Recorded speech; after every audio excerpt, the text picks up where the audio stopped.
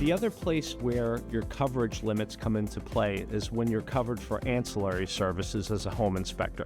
And so the way we do it at EliteMGA is you buy your professional liability and general liability policies from us, and we add on there ancillary coverage for all those other services you might be doing, like wood-destroying insect, radon, oil tank sweeps, mold sampling, or anything else that might be involved with a home inspection.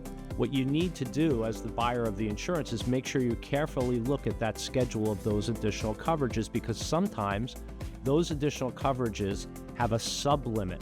And so what that means is, even if you have a policy that says it's $500,000 per claim and $1 million in the aggregate, for that particular ancillary service, you may have a sublimit that's different than those aggregate limits. For example, on your WDI coverage, you might have $100,000 per claim and a $200,000 aggregate limit for all WDI claims presented during that policy year.